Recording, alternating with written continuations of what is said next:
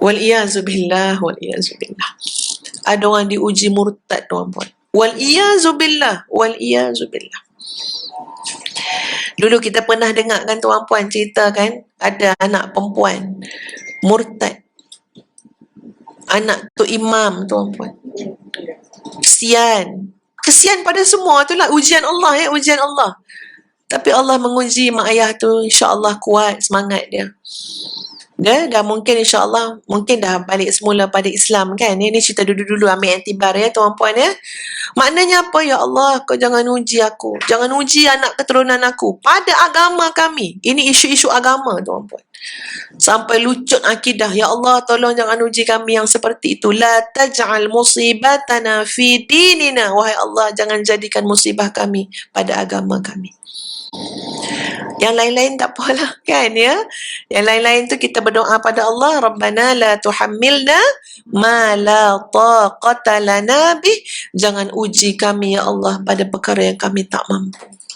Nah ya tuan-puan, kalau Allah uji kita tu dan kita memang tak mampu, itu boleh apa?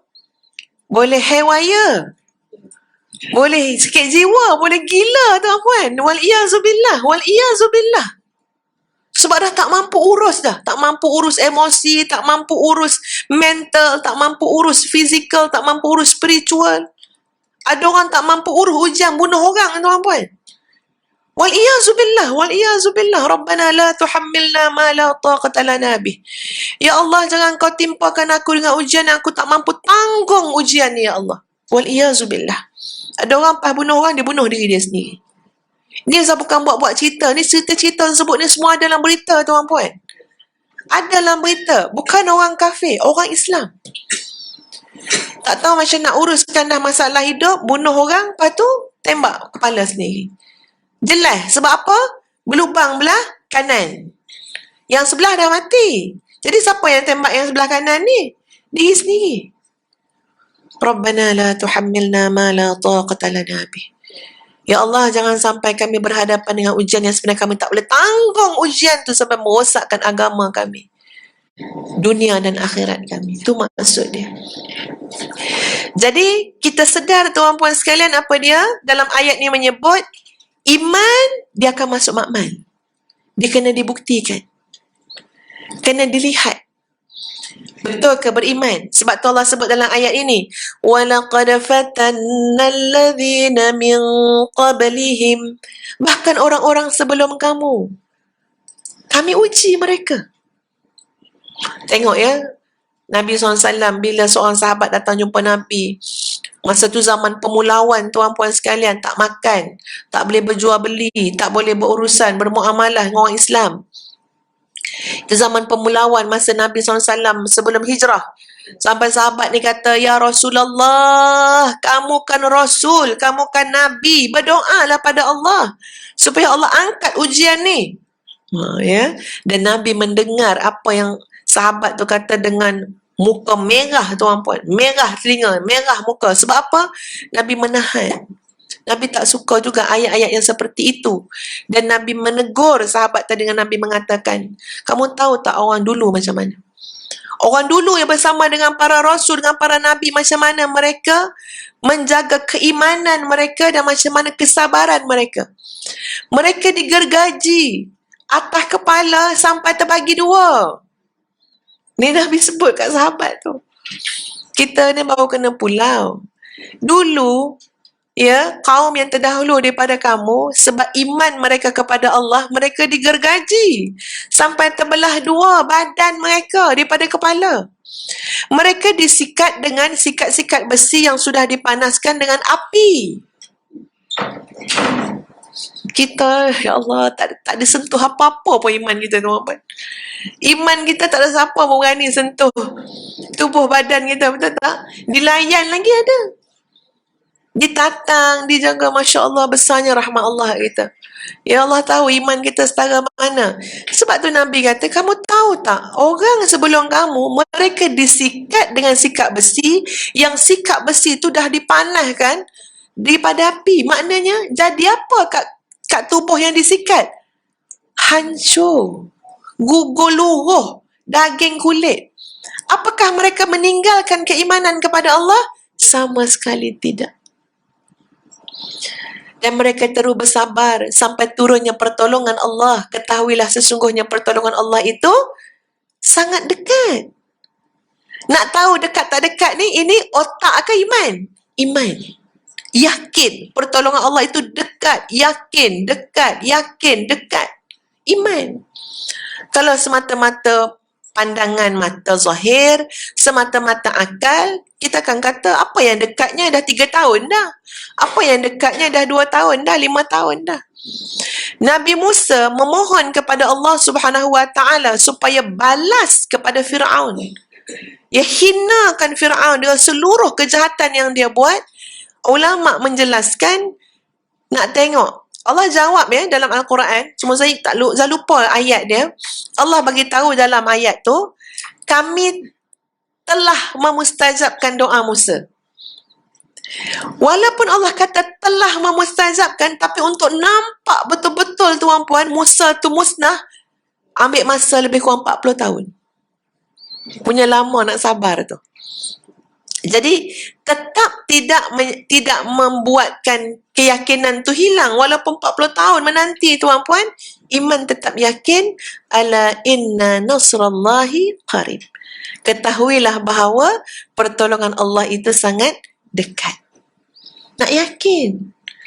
Dan apa kesan yakin tu tuan-puan? Hati kita akan damai dan tenang. Masya Allah. Damai dan tenang. Ustaz pernah dulu bawa pergi ziarah ada. Maknanya cerita lama tuan-puan. Dekat utara sana, ada satu ibu yang dia cacat anak dia 3 ataupun 4 orang macam tu. Lelaki semua. Anak tu cacat tuan-puan, membesar. Maknanya anak lelaki kan besar panjang dah lah anaknya. Kami datang bawa lah sikit-sikit bantuan. Anak tu dia nak pergi bilik air apa semua, mak dia heret. Mak dia heret. Sebenarnya bila saya tengok mengheret anak ni dengan tenaga mak yang dah tua, ini memang kuatlah semangat mak dia. Ya, mak dia kata kadang-kadang sama-sama rebah dalam bilik air. Sama-sama rebah. Saya nak bangun pun ambil masa kan, dia cakap. Tapi dia cakap dalam keadaan dia ketawa. Sama-sama rebah dalam bilik air dia. Tak tahu siapa nak angkat siapa. Kan?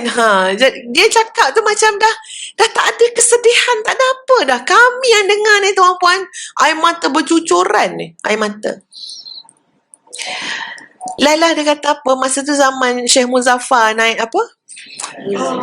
Naik bulan dah kita katakan, pergi kat situ lah pergi kat stesen angkasa kan Jadi dia kata, tapi ada satu hari tu saya tengok tu yang naik bulan tu, dia kata kan dia dengar adalah kot mana Syekh Muzaffar kata daripada atas sana tu tak nampak pun rumah, tak nampak dah, bumi terlalu kecil kan, maknanya dia kata tak nampak dah mana Seremban kan, orang Seremban kan, tak nampak dah, kecil sangat. Jadi makcik tu kata apa, saya masa tu terfikir, dia kata sekecil ni aku kat Kedah ni, Allah nampak aku, lalu Allah bagi aku ujian yang maknanya mudah-mudahan ujian ni menandakan rahmat Allah kepada saya. Makna seramai-ramai orang lain yang aku bagi anak sihat, aku pilih kamu untuk diuji, menandakan besarnya rahmat aku kepada kamu.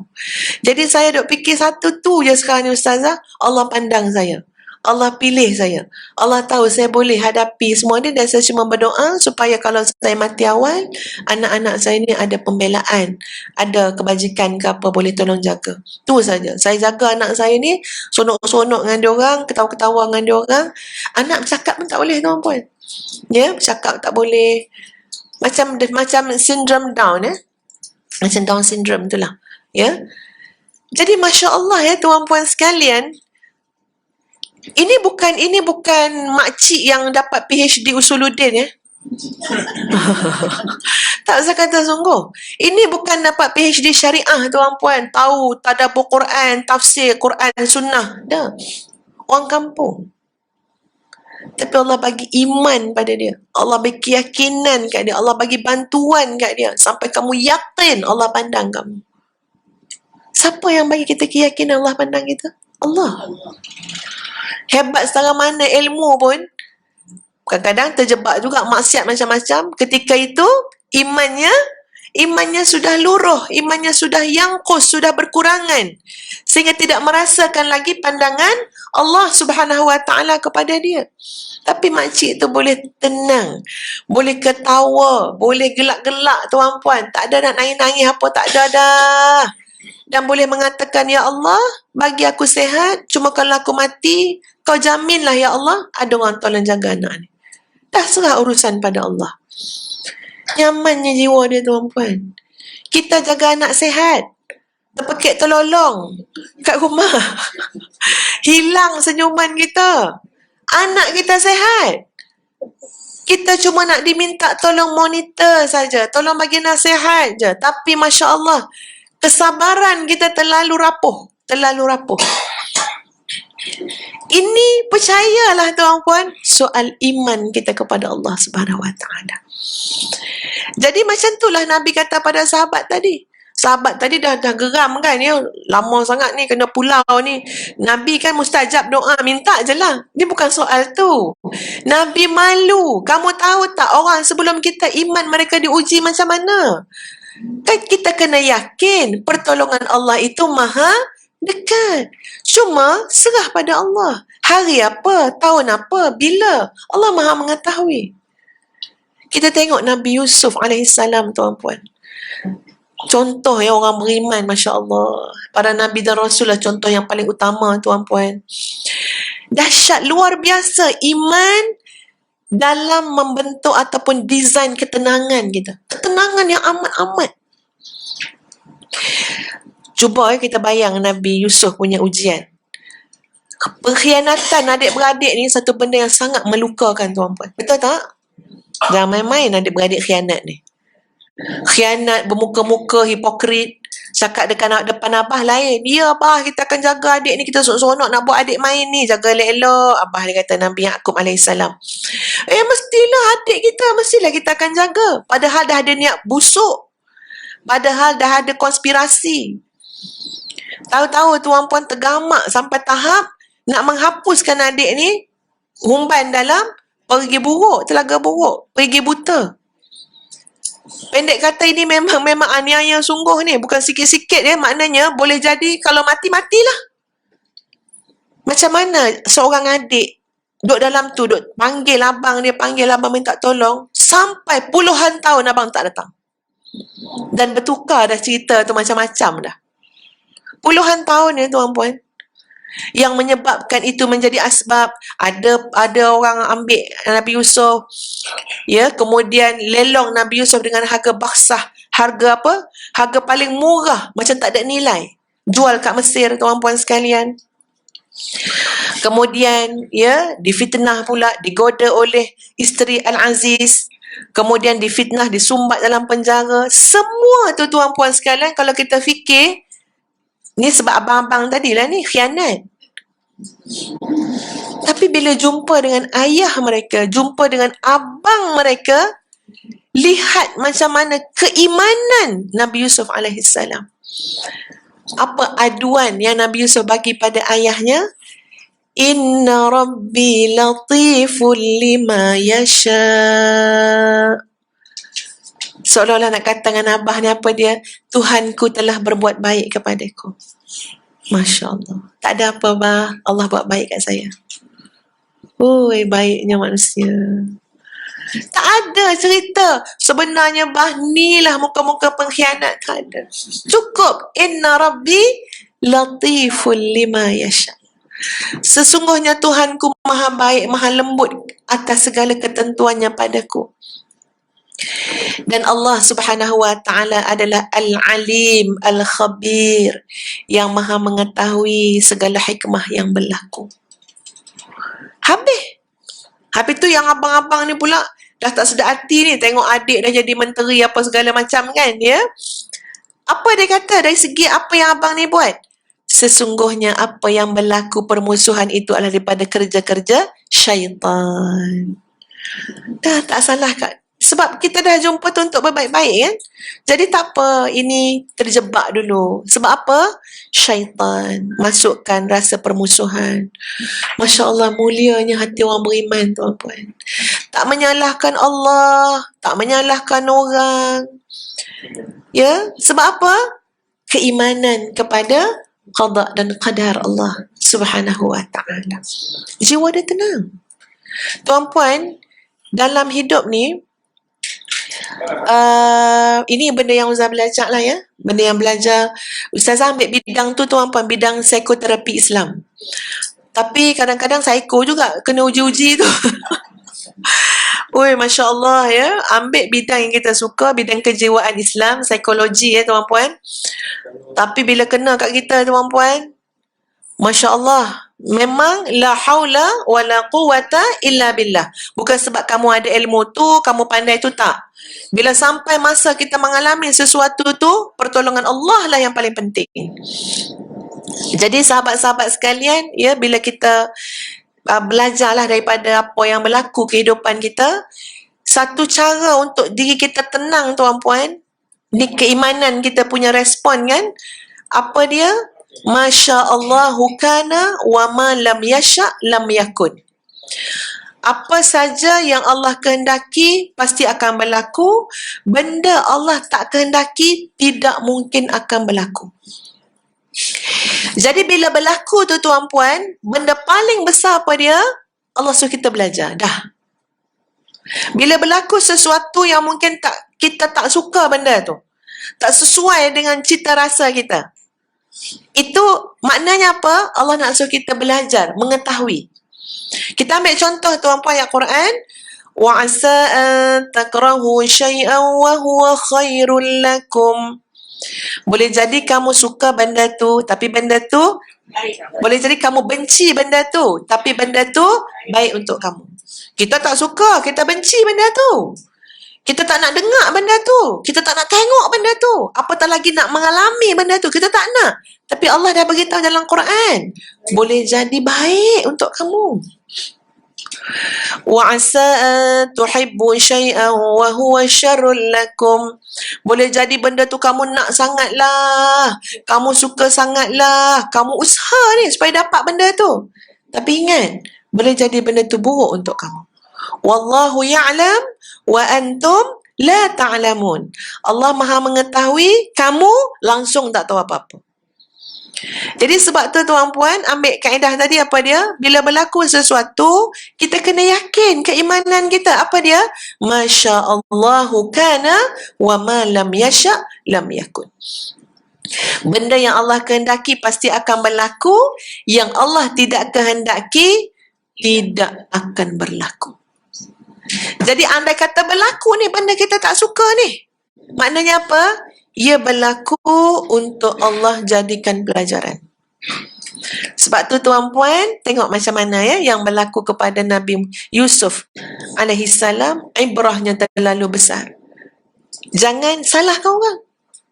Penyakit salahkan orang ni, ini macam tidak mengeluarkan kita untuk mendapat ketenangan jiwa.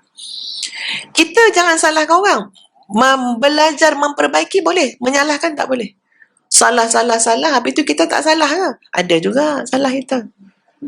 Ustaz ambil kaedah tuan-puan, jadi apa-apa dalam hidup kita, ujian keimanan kan ya. 5 perkara ni lekatkan dalam fikiran, dalam hati. Kena buat 5 benda. Sebab tu Ustaz pun tak catat kat buku. Kalau catat kat buku tu, buku yang buat. Orangnya lupa. Nah, adalah orang Selorong ni buku awal masuk syurga. Tuan buku tak masuk lagi. Semua lah buku. Ya, tapi tak apalah kita catat. Nanti kita akan semak balik kan. Tapi lepas tu kita cuba hafal benda tu insya-Allah. Berlaku apa-apa pada anak, pada kita, pada apa, 5 benda. Pertama apa dia? Husnuzan dengan Allah. Jaga sangkaan baik kita dengan Allah Subhanahu wa ta'ala. Itu memang saatnya syaitan tuan-puan nak goncangkan iman kita supaya apa? Biar kamu buruk sangka dengan Allah. Jangan. Jangan buruk sangka dengan Allah. Orang yang jaga kesihatan, makan vitamin, jogging hari-hari, apa lagi, tiba-tiba dia yang kena sakit. Jiran dia isap rokok selang setengah jam. Tak ada pun kanser paru-paru. Yang macam cerita ni, cerita sungguh ni, ada orang kampung saya, mak saya ada sebut. Dia tak kenapa pun, daripada muda mak tengok dia isap rokok. Masa tu ayah Ustazah ada kanser paru-paru. Ayah Ustazah tak isap rokok tu kan. Sebatang pun tak pernah isap. Yang isap tu orang belakang. Orang belakang elok, tak ada penyakit apa. Ya, mak selalu sebut lah, mak kata, heran mak. Abah isap rokok pun kanser paru-paru. Ini qadar Allah, ketentuan Allah. Jadi tuan puan, kita jangan sampai datang buruk sangka kita dengan Allah Subhanahu Wa Taala. Orang yang beri ikhtiar jaga tuan puan, kena kat dia. Ustaz, ustazah, agamawan, kena ujian anak tu yang buat masalah. Ini berat. Itu boleh menggoncang dia punya husnuzan dengan Allah Subhanahu Wa Taala. Dia boleh kata, ya Allah, kamu nak bagaimana lagi ya Allah? Suruh hantar sekolah agama, Suruh didik Al-Quran, suruh ni. Lala jadi macam tu juga. Tengok. Bergegar sangkaan baik dengan Allah Subhanahu Wa Taala. Jadi bila berlaku apa-apa, ingat ni ujian keimanan. So kena jaga apa? Hati kita dengan Allah mesti lurus. Hati dengan Allah mesti lurus. Walillahil mathalul a'la. Bagi Allah tidak ada bandingan dengan sesuatu apapun. Cuma yang Ustaz nak cakap sekejap lagi ni adalah untuk litaqribi dhihni, untuk mendekatkan pemahaman kita. Jadi Ustaz nak bawa cerita macam mana ibu bapa dengan anak. Soal hati luruh tak luruh. Suami isteri, soal hati kita luruh ke tak luruh sesama kita. Cuba tuan puan, seorang anak ni, bila hati dia tak luruh dengan mak dia ataupun dengan bapak dia. Mak ni kalau tak bagi sesuatu yang anak tu nak, sebab kita kenal anak kita. Kalau bagi sekarang, tak adalah pelajaran dia dah. Jadi kita tak bagi, anak lain mungkin kita bagi. Anak yang ni kita tangguhkan. Anak yang ni nak pergi berkawan, nak pergi mana-mana, kita bagi. Sebab apa? Kita tahu kawan dia baik. Yang ni kita kata tak usahlah, duduklah rumah. Setara tu mak ni punya sayang, ayahnya punya sayang, anak ni dia kata, tahu dah, kalau dengan dia semua tak dapat. Kalau dengan abang semua dapat. Nampak tak gambaran hati tu tak luruh tuan puan? Dia boleh kata, dah agak dah. Tengok dah agak dah. Mak akan jawab macam tu. Kalau dengan saya, mak memang macam ni. Padahal mak ni tak ada niat. Tak ada niat sekelumit pun. Nak bezakan kasih sayang, nak berlaku tidak adil, tapi kita tahu nak menempatkan sesuatu tu pada yang sesuai. Sebab kita mak ayah, anak kita tahu tuan puan, insya-Allah kita tahu. Sekilas ikan di sungai ke laut? Ya, air. Sekilas ikan di air, kita tahu jantan betina. Iya. Tengok tu tahu. Sampai anak Ustaz pernah kata macam ni, jealous lah dengan ilmu ibu-ibu ni. Kenapa? Tanya dia. Semua ibu tahu dia kata. Kita boleh sangka.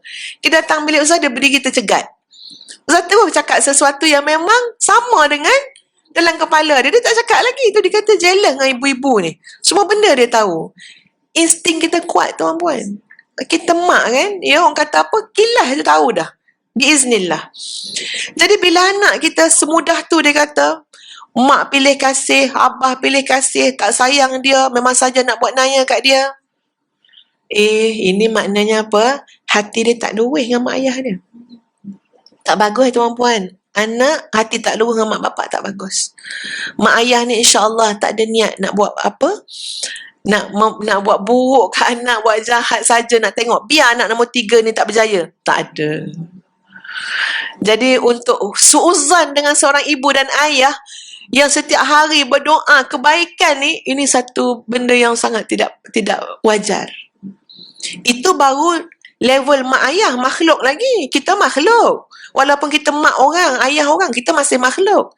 Apatah lagi dengan Khaliq, Allah Subhanahu Wa Taala, yang mengharamkan sifat zalim. Tidak pernah zalim. Bahkan Allah adalah yang maha adil. Mudah-mudah kita kata Allah tak sayang kita. Allah biarkan kita. Allah saja je buat kita macam ni. Allah macam-macam lah maknanya su'uzan kepada Allah, maka ini adalah satu kegagalan kepada keimanan kita. Yang berjayanya apa? Bila Allah Subhanahu Wa Taala menguji keimanan kita, sebab bila uji ni dia akan makin baik ya tuan-puan ya. Maka hendaklah kita bersangka ataupun husnuzan dengan Allah Subhanahu Wa Taala.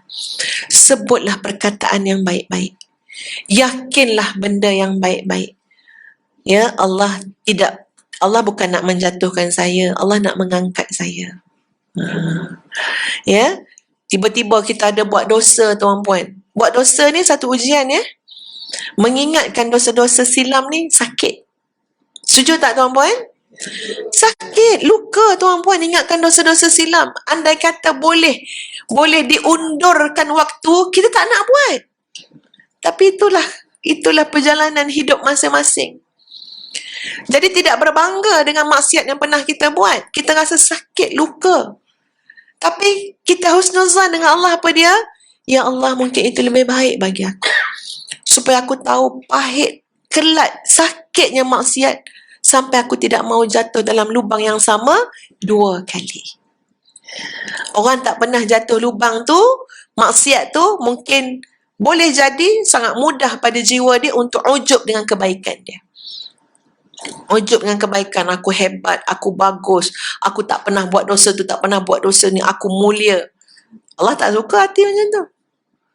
Tanpa menyandarkan semua itu adalah rahmat Allah Subhanahu Wa Taala. Allah boleh saja bagi pada siapa-siapa yang Allah kehendaki. So kalau Allah pilih kita, masa muda baik, masa tua baik, kembali pada Allah, syukuri nikmat Allah, jangan biarkan riya, ujub, penyakit-penyakit hati bersarang dalam jiwa kita, sombong, takabur, apatah lagi. Tapi orang yang pernah buat salah, mungkin jiwa dia lebih lunak tuan-puan. Melihat orang buat salah dengan rasa ihsan. Dia lebih pemaaf. Dia lebih penyayang. Kenapa? Dia tahu sakitnya buat salah bila kita dah bertaubat. Ada banyak benda yang kita boleh positifkan apabila kita bersangka baik dengan Allah Subhanahu Wa Taala. Yang kedua, tuan-puan sekalian, berlaku apa-apa ujian keimanan, cari hikmah. Gali hikmah dia. Hikmah ni berupa ilmu. Mesti ada ilmu yang kita tak ada. Mesti ada ilmu yang kita kena tambah, kena tampung. Orang yang, katalah tuan-puan, berlaku ujian pada anak-anak ini cerita yang saya sebut ni cerita yang selalu berlaku. Mak ayah, orang profesional tuan-puan. Jurutera, lawyer, apa lagi tapi jaga anak seorang bukan senang. Anak tunggal seorang. Kalau kita fikirkan safe dia, mak ayah bijak apa? Ayah lawyer, mak doktor pakar, anak seorang takkanlah tak terjaga. Duit banyak kan? Pergi hantar sekolah-sekolah yang utama, yang ternama. Tapi tak semudah itu tuan-puan. Masa kita nak didik anak, kita bukan guna semata-mata ilmu lawyer kita. Kita nak didik anak, kita bukan guna ilmu jurutera kita. Nak didik anak, nak jadi ibu, nak jadi ayah, kena sekolah yang lain. Sayangnya sekolahnya tidak ada. Kat mana sekolah jadi ibu? Kat mana? Kat mana sekolah nak jadi suami tuan-puan? Kat mana sekolah tu? Kalau ada nak hantar tak suami kita? Bang, saya hantar bang 10 tahun pun tak apa bang. Menjadi suami baik, ya. Sekolahnya tak ada. Kecuali kita mencari hikmah, mencari pelajaran, mencari ilmu, gali, teroka, cari.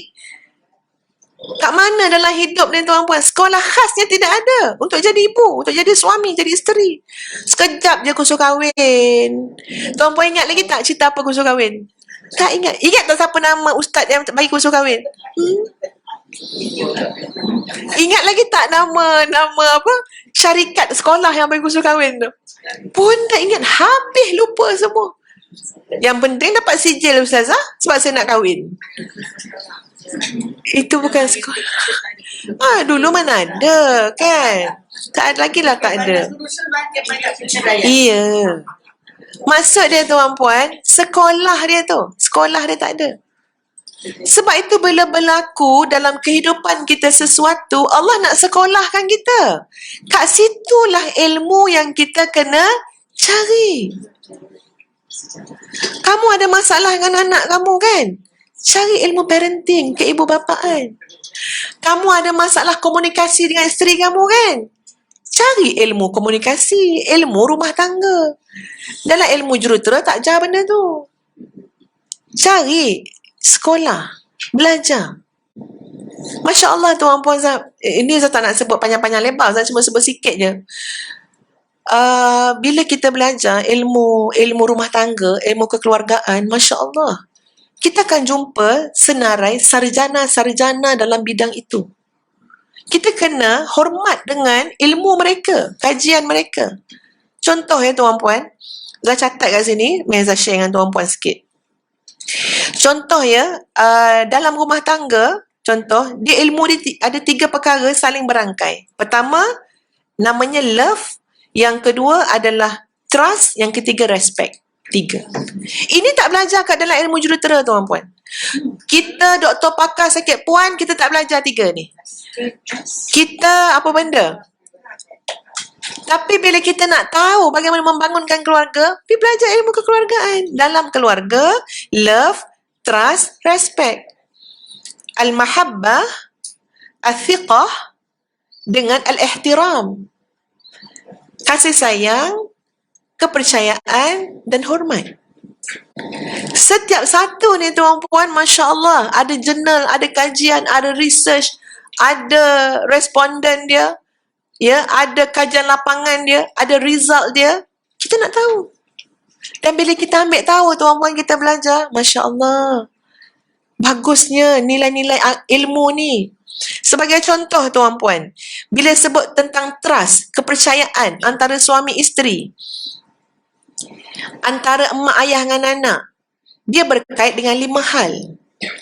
Saya nak kembali pada yang tadi ya, bila Allah uji kita sesuatu, Allah nak tunjukkan kat sini kamu kena sekolahkan diri kamu. Kamu mungkin pakar dalam bidang ni tapi tidak bidang ini. Kamu kena cari ilmu dia. Jadi Allah uji pada rumah tangga, pada keluarga, pada anak-anak. Allah nak bagi kita ilmu. Macam contoh tadilah, soal kepercayaan, trust. Dia berkait dengan 5 hal. Apa dia? Yang pertama, dalam rumah tangga tuan puan, kita membina hubungan, bukan membuat persaingan. Kenapa susah nak ada trust? Sebab kita bersaing. Suami tengok isteri banyak duit, terus sakit hati. Lepas tu, minta semua dengan mak hang. Mak hang semua. Maknanya dia dah tak boleh urus dah. Bila Allah bagi rezeki pada isteri lebih banyak daripada suami, sebab rezeki masing-masing tuan puan. Dan kebetulan isteri ni pandai pula, buat tupperware lah, ya, buat kuih lah, banyaklah duit dia ikhtiar. Ingat, itu isteri kita. Kita dengan isteri ni membina hubungan, bukan membina persaingan. Dia bukan pesaing kita. Tidak akan ada kepercayaan bila kita bersaing. Sama juga kalau isteri pandang suami persaingan. Siapa yang lebih berjaya, siapa yang lebih, tak. Tuan puan, dalam rumah tangga, bahkan dalam rumah tangga, sebenarnya tak elok tuan puan, tak harmoni kalau kita hanya belajar mencari siapa yang benar dan siapa yang salah. Rumah tangga bukan mahkamah. Tapi banyak dah mahkamah kat rumah tangga ni. Ya. Mujur tak ada lawyer datang kat rumah-rumah tu. Semua pakai di peguam. Ya. Tak. Kita membina bersama. Bila membina bersama, nilai betul dan salah tu boleh jadi pada sesiapa sahaja. Jangan blame orang yang salah. Kita disuruh memperbaiki yang salah sebab kita membina hubungan, bukan persaingan. Yang kedua, ni saya bagi contoh lah, nak bagi tahu bila berlaku sesuatu, hikmah dia Allah suruh kita belajar. Yang kedua apa dia? Apa makna kepercayaan dalam rumah tangga? Kita boleh jadi satu tim. Kadang-kadang yang berlaku apa dia? Yang ni tim mak, yang ni tim bapak. Anak 5 bagi 2. Dia tak apalah, Kak Lang tu memanglah, Kak Lang tu orang Abah. Kak Lang tu tim Abah, tim A. Kan satu family. Kenapa ada 2 tim? Tu tak masuk tim bibik lagi, tim macam-macam ya. Kita kan satu family. Tuan puan, kalau kita sedar ilmu ni, seorang ayah tu akan menong tuan puan. Aku dah buat tim apa kat rumah tangga aku ni kan ya. Sebab ayah tu ketua, kemudi dia, mak dengan ayah ni. Kenapa pula kita diamanahkan, tetapi kita yang mewujudkan 2 tim tu? Cari jalan lah bersatu semula. Ada ilmu dia, Allah suruh kita belajar. Yang ketiga, mestilah sentiasa mendokong dan menyokong. Minat isteri lain, minat suami lain. Ini bukan soal minat yang berlainan, tapi kita mesti mendokong selama mana benda tu baik. Support each other. Yang keempat, menerima apa adanya. Ada kesilapan dan kelemahan, baiki, berikan proses yang sewajarnya. Berikan masa yang sewajarnya. Menerima apa adanya, itu mewujudkan kepercayaan. Ya? Jangan blame banyak sangat. Jangan bandingkan tanpa mengambil nilai tanggungjawab. Ini ilmu. Kadang-kadang kita suka bandingkan anak-anak kita dengan anak orang lain. Bandingkan isteri kita dengan isteri orang lain. Bandingkan suami kita dengan suami orang lain. Boleh tak boleh? Boleh. Tapi jangan lupa berserta dengan tanggungjawab. Kenapa? Lazimnya membandingkan ini akan menjatuhkan nilai diri seseorang. Tanggungjawabnya apa? Bangunkan nilai itu. Jangan hanya banding tapi tak bangunkan. Kadang-kadang memang kena bandingkan juga sikit sebanyak. Kita tengok tu, anak Mak Lang tu, ya, letak kat mana jadi orang. Kita jangan tak tahu ya, maksud kita tu diambil oleh anak kita sebaliknya. Sebaliknya apa dia? Maknanya, kalau macam tu, saya ni bukan orang lah, dalam hati dia ya. So, kita bertanggungjawab dengan setiap ayat perbandingan. Contoh kita kata, tengok anak Mak Lang tu, tak mana je dia orang. Ya, tengok dia, dah lah hafaz Quran, akhlak baik, macam ni. Anak kita jatuh habis dah tu, tuan-puan. Tanggungjawab kita apa? Bangunkan. Bangunkan tu macam mana? Tapi mak tahu. Mesti ada kelemahan dia juga. Mak bukan nak nafi kebaikan anak mak. Anak mak ni kalau ada kat rumah tengok dapur tu berkilat-kilat tu. So mak ni tanggungjawab kita dah cari dah. Mana kelebihan anak kita? Cuma kita kena imbang-imbang. Tapi selalu kita bandingkan tanpa ilmu. Kita dah jatuhkan dia, terpulanglah anak tu nak bangun macam mana. Kalau dia bangun lah tuan-puan. Kalau dia tak bangun, habis. Makin teruk lah anak kita jadi. Sama hubungan suami isteri. Yang kelima apa dia? Yang kelima ni penting. Nak mewujudkan kepercayaan, merujuk kepada bila berlaku perselisihan. Bila berlaku perselisihan, lindungi segala aib keluarga, aib pasangan, jangan sebarkan. Sebab menyebarkan aib ketika perselisihan akan meruntuhkan semua nilai kepercayaan. Orang memang tak sebar aib masa elok, tuan-puan. Betul tak? Mana ada orang normal masa tengah berkasih sayang menyebarkan aib? Memang menyebarkan aib ni ujian ketahanan jiwa kita masa kita tengah berselisih faham. Masa tengah bergaduh, masa tengah marah. Jadi, orang yang marah je sebar aib. Marah je buka segala benda burukkan orang. Ini dalam ilmu rumah tangga, ilmu keluarga, tidak akan dapat mengembalikan kepercayaan. Sangat susah. Sebab apa? Bahaya ni.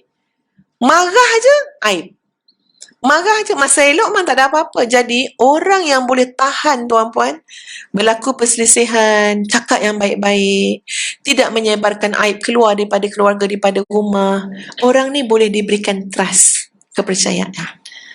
Jadi, bila kita tak tahu ilmu ni, tuan-puan, tengoklah apa jadi kat masyarakat kita hari ni. Segala. Nanti rujuk elok balik kan? Rumah tangga ni kan banyak turun naik dia. Ada kata bercerai, boleh rujuk kan? Atau kahwin balik lepas tu. Tapi aib tu nak buat macam mana? Aib tu suruh delete lah kalau boleh. Tapi itu ilmu trust, kepercayaan. Memang tak boleh percaya orang yang kalau marah-marah Habis semua keburukan keluar. Esok baik balik kan? Kan rumah tangga macam tu, hari ni bergaduh, esok dah nampak kat restoran tu makan. Maknanya orang yang sama ribut tu buat menghabiskan masa, menghabiskan boreh. Elok dia sekarang tu. Ya, yang penting apa dia? Aib jangan ni. Maksud Ustaz tadi macam tu lah. Maknanya apa? Ilmunya berbeza. Jadi apa-apa pada hidup kita, Allah suruh kita belajar. Tengok bila kita sakit tuan puan. Orang sakit ni kalau bercakap dengan dia, umpama macam dia doktor. Habis nama ubat dia boleh sebut. Segala petua padahal dia bukan doktor. Sebab dia rajin pergi hospital. Kekawan dengan doktor. Itu ilmu macam-macam dia dapat. Dia Google lah, cik jurnal lah. Iya, Allah suruh kita pandai, suruh kita bijak. Kalau tak tuan puan, kita lara, kita leka. Yang ketiga apa dia? Tadi pertama husnuzan, yang kedua cari hikmah, yang ketiga apa dia? Muhasabah diri dan taubat. Muhasabah diri dan taubat. Semua benda yang berlaku, ujian-ujian pada keimanan kita ni, antara lain tujuan dia apa dia? Untuk membersihkan kita. Muhasabah diri. Setiap benda yang berlaku dalam hidup kita ni tuan puan, memang ada campur tangan kita yang berdosa ni. Kelemahan kita, kealpaan kita. Sebab tu berhenti menyalahkan orang semata-mata. Ya. Dan taubat kepada Allah Subhanahu Wa Taala. Keimanan yang mengajar kita bahawa ya, semua jalan kembali kepada Allah adalah dengan bertaubat kepada Allah Subhanahu Wa Taala. Kita beriman Allah itu Al-Ghaffar, At-Tawwab, Allah Al-Wadud. Biarlah pintu orang mungkin tertutup. Kita buat jahat kat orang untuk pintu dah. Tak nak kawan dah kita. Tapi pintu Allah Subhanahu Wa Taala tidak tertutup. Pagi, petang, siang, malam. Datanglah. Dosa apa? Aku ampunkan. Selagi mana nyawa kamu belum kat sini. Dosa apa? Aku ampunkan. Datanglah minta ampun dengan Allah. Jadi benda-benda ni semua selalunya kita akan lebih rasakan bila kita diuji keimanan kita tu. Ya. Yang keempat tuan puan apa dia? Islah. Islah maknanya perbaiki diri. Jangan muhasabah saja. Jangan taubat saja. Pasti banyak yang harus diperbaiki. Patut minta maaf dengan orang, minta maaf. Ya? Perbaiki diri. Cari guru. Banyak ni. Dekat Islam ni macam-macam tindakan yang kita boleh buat. Sebab kita ingat, ya, semua ni berkait dengan soal nilai diri kita, iaitu keimanan. Sudah pasti semua yang berlaku ni, benda yang paling kita kena islah adalah kemantapan iman kita kepada Allah Subhanahu Wa Taala. Kenapa orang tu boleh sabar? Dia yakin dengan janji Allah. Ya, kenapa dia tu boleh maafkan orang walaupun sakit sangat hati dia? Percayalah tuan puan, orang yang pemaaf sangat ni, dia mengharapkan sesuatu yang ada di sisi Allah Subhanahu Wa Taala. Ya, macam Sayyidina Abu Bakar kan marah dengan beberapa orang sahabat yang Sayyidina Abu Bakar bantu, mereka ni orang susah, bantu, bagi duit, bagi kesenangan. Tapi itulah juga orang yang tolong sama-sama dia panjangkan cerita. Bukan berniat nak fitnah, tapi secara tak langsung memanjangkan cerita-cerita yang tak jelas, cerita sebenar. Bila sampai pada Sayyidina Abu Bakar kata, aku akan berhentikan bantuan. Sakitlah hati kan ya. Orang tolong dia kena cerita pasal anak perempuan kita, kamu pula tolong panjang-panjangkan lagi cerita tu. Aku hentikan bantuan. Turun ayat Quran menegur Sayyidina Abu Bakar As-Siddiq. Turun tu ayat Quran. Ya? Apakah kamu tidak mahu Allah mengampunkan dosa kamu? Masya Allah. Ya, maknanya itu imbal balik orang beriman. Tak apalah, aku maafkan dia. Mudah-mudahan Allah maafkan dosa aku yang banyak. Tak apalah, aku bantu dia. Mudah-mudahan Allah bantu aku. Tak apalah, aku gembirakan dia. Mudah-mudahan Allah akan gembirakan aku. Itu orang beriman yang punya kerja tu apa? Yang mengharapkan apa yang ada di sisi Allah Subhanahu wa ta'ala. Dan yang kelima, memperbanyakkan amal soleh. Apa-apa ujian keimanan, tuan-puan sekalian, sebenarnya Allah nak suruh kita cepat-cepat, bersegera, perbanyakkan. Ni mungkin masa dah tak cukup ni, dah kurang sangat. Perbanyakkanlah amal soleh. Sebab kadang-kadang tuan-puan, orang dia terlupa. Ujian keimanan ni, tak semuanya berjaya, ada yang gagal. Wal-iyazubillah. Gagal tu macam mana tuan-puan? Dia kehilangan fokus. Ustazah ada satu kaedah yang saya cuba pegang lah tuan-puan. Ini pun belajar daripada pakar-pakar dia lah kan. Kalau kita nak berhasil, keberhasilan, kita tulis formula dia, keberhasilan sama dengan fokus kali energi kali masa. Benda tu susah letakkan dalam fikiran lah, sama mana Allah jaga dalam fikiran ni kan supaya tak lupa. Keberhasilan dalam apa urusan pun tuan-puan, nak berhasil jadi mak ayah, nak berhasil dunia, nak berhasil akhirat, formula dia adalah fokus kali energi kali masa.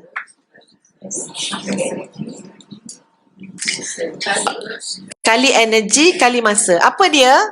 Benda yang paling bahaya, kehilangan fokus. Orang kadang-kadang diuji, baik susah ataupun nikmat, fokus dia lari. Uji dengan nikmat, harta melimpah ruah, jawatanlah datang masa tu banyak-banyak, pangkatlah masa tu dibagi tinggi-tinggi macam-macam. Langsung dia hilang fokus dia. Apa fokus kita? Ubudiyah kepada Allah Subhanahu wa ta'ala. Langsung hilang fokus dia, fokus hidup dia, mengabdi diri pada Allah, jadi mengabdi diri pada harta benda, pada manusia. Ini nak perhabis ni ratus-ratus juta ni bukan senang. Betul tak tuan-puan? Senang ke nak perhabis ratus-ratus juta? Payah juga, banyak kerja juga nak buat. Yang senangnya habis RM5. Pagi ni kan habis lah RM5 tu. Habis cerita, RM5 pun dah habis. Ingat senang nak habiskan 2 juta, 3 juta. Fokus boleh lari tuan-puan. Sama juga orang diuji kesusahan, fokus dia hilang. Kenapa? Asyik mengeluh je. Pergi jumpa orang ni 2 jam mengeluh, pergi jumpa orang ni 2 jam cerita masalah dia. Kita dah hilang fokus hidup kita tuan-puan. Fokus kita apa? Akhirat depan tu. Apa yang kita nak bawa untuk alam barzah kita? Apa yang kita nak bawa untuk akhirat kita? Susah dan senang silih berganti dalam hidup. Zikir kita jangan hilang fokus. Amal soleh kita jangan hilang fokus. Mak stres ni. Jangan kacau mak. Mak nak tidur 4 jam, 5 jam sebab stres. Hilang fokus. Jangan, itu benda tu berlaku pada semua orang tuan-puan, kecuali kita disedarkan. Betul tak tuan-puan? Kecuali disedarkan. Kita dah down ni, kita dah apa. Lepas tu kita ikut perasaan kita. Kita dah hilang fokus. Memang atas dunia ni alladzi khalaqal mauta wal hayata liyabluwakum ayyukum ahsanu amala. Tak payah terjemah ayat tu, tuan-puan tahu dah maksud dia. Fokus digandakan dengan energi. Sebab kekuatan kita akan tertumpu pada apa yang kita fokuskan. Energi, semangat. Kalau kita punya fokus dah lari, kita akan habiskan energi kita kat menangis. Bagi orang yang ada masalah hidup. Menangis tu apa? Menangis, mengeluh, stres. Stres dia pakai makan tenaga nak stres ni Kat situ tenaga dia habis. Orang lain tenaga habis dengan amar ma'ruf nahi mungkar. Orang lain tenaga habis dengan dakwah. Orang lain tenaga habis dengan didik anak. Orang lain tenaga buat benda amal soleh. Kita hilang fokus, energi kita beralih arah. Sayang. Hilang fokus, orang buat kita hilang fokus, kita pun bagi energi kita untuk menjatuhkan orang. Sian kita. Tak ada saya nak jatuhkan dia. Habis. Baik fikiran kita, baik semangat kita, baik kerja kita, perkataan kita, semua terfokus kepada menjatuhkan orang yang kita kata dia khianat kat kita. Itu bukan kerja kita tuan-puan. Itu bukan kerja kita nak menjatuhkan orang. Dia buat tak baik kat kita. In ahsantum li anfusikum wa in asatum falaha. Kamu buat baik pada diri kamu sendiri. Kamu buat jahat, kamu buat jahat pada diri kamu sendiri. Tak perlu tunggu kita nak menjatuhkan orang yang menjatuhkan kita. Kejahatan seseorang itu akan menjatuhkan mereka sendiri. Kita jangan hilang fokus, jangan hilang energi. Kali masa, ini penanda aras hidup, iaitu masa. Alhamdulillah, hari ini kita guna masa kita 1 jam lebih berada dalam majlis ilmu. Jagalah baki yang 22 jam lagi. InsyaAllah ya. Siapa kata dengan Ustazah? Jagalah baki 22 jam lagi. Sebab nilai kita, keberhasilan kita adalah pada masa yang kita ada. Itu kaedah tuan-puan ya. Balik semula apa tadi? Keberhasilan fokus kali energi kali masa, insya-Allah berhasil. Siru ala barakatillah fi amanillah. Muslimin muslimat yang dikasihi sekalian, mudah-mudahan kita dapat menjaga iman kita dengan baik dan kita berdoa kepada Allah agar menjaga iman kita. Allahumma ahyina bil iman wa amitna bil iman. Ya, semuanya ya Allah dengan iman, dengan iman, dengan iman. Ya, mudah-mudahan tuan-puan sekalian, kehadiran kita pada hari ini menjadi amal soleh kita. Kehadiran kita pada hari ini menjadi jalan keampunan Allah Subhanahu wa taala kepada kita semua. Dan sekali lagi mengucapkan jutaan terima kasih ya kepada semua, dan Ustazah nak minta doa tuan-puan ya, sokongan untuk bahkan nak menjemput, kalau boleh rombongan daripada Masjid Al-Ghufran jemput datang ke Mahat Tahfiz Integrasi Sains Madinatul Hufaz di Lembah Melewah Gombak. Orang Singapura dah sampai 2 bas. Orang TTDI belum lagi. Jauh sungguh TTDI. Ya, insya-Allah tuan-puan, Dewan Tahfiz kami ya boleh menampunglah 400 orang, 500 orang ya, ziarah silaturahim untuk menambah iman. Tengok anak-anak 300 lebih sekarang yang ada. Bulan 3 akan masuk lagi pelajar baru, ada lebih kurang 500 nanti pelajar-pelajar Mahat Tahfiz Integrasi Sains Madinatul Hufaz. Ya, dan Ustazah dengan suami sedang berusaha biiznillah menyiapkan fasa kedua menjelang Ramadan. Boleh lihat Facebook kami Madinatul Hufaz ya, dan kami memang mengalu-alukan infak tuan-puan untuk dapat menyiapkan kompleks. Dan nak siap sangat dah ya. Kompleks tu nilai dia saya rasa kalau tengok calculation tu dah dekat nak belasan juta. Tak ada bantuan kerajaan. Ini betul-betul Masya Allah, Tabarakallah, semangat yang ada pada semua rakyat Malaysia, Brunei, Indonesia, Singapura yang memberi dokongan kepada usaha ini. Mana datangnya belas-belas juta tu kami pun tak tahu. Tapi boleh jalan juga. Dah fasa kedua, bakal fasa ketiga insya-Allah, sebab pelajar ramai ya tuan-puan ya. Kapasiti tahfiz tu adalah 600 orang. Sekolah menengah. Jadi tuan-puan sekalian, ada cendera hati daripada tahfiz kepada tuan-puan semua, tapi dengan infak RM50. Ya, Asmaullahil Husna macam ni, dan 2 kasturi dan aud ya, dan juga ada kad mutiara hikmah. Jadi silakan ya, mudah-mudahan sama-sama menjadi infak yang diterima oleh Allah Subhanahu wa taala. Aqulu qawli hadza astaghfirullahal azim li wa lakum. Assalamualaikum warahmatullahi wabarakatuh.